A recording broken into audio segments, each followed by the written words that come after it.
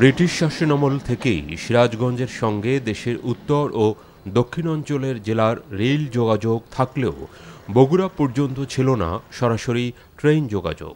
এতে বগুড়ায় রেল ভ্রমণে ঈশ্বরদী সান্তাহার হয়ে ঘুরতে হতো বাড়তি পথ। ২০১৮ সালে বগুড়া সিরাজগঞ্জ ডুয়েল গেজে রেলপথ নির্মাণ প্রকল্প গ্রহণ করে সরকার। নতুন রেলপথের জন্য সিরাজগঞ্জ ও বগুড়ায় ৯৬০ একর ভূমি অধিগ্রহণ এগিয়ে নিতে সম্প্রতি বরাদ্দ হয় ২০০০ কোটি টাকা। অতি দ্রুত সিরাজগঞ্জের এবং বগুড়ার যে রেলপথ সেটা বাস্তবায়ন চাই।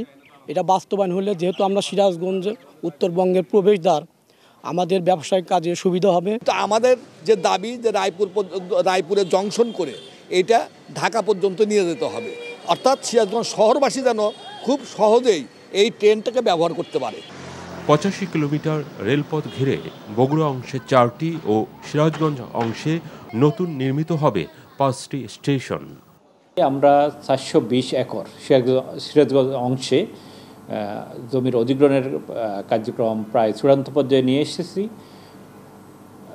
আমাদের অংশে প্রাক্কলিত মূল্য ১১২৭ কোটি টাকা, ইতিমধ্যে ৯৫০ কোটি টাকা বাংলাদেশ রেলওয়ে থেকে আমরা পেয়েছি।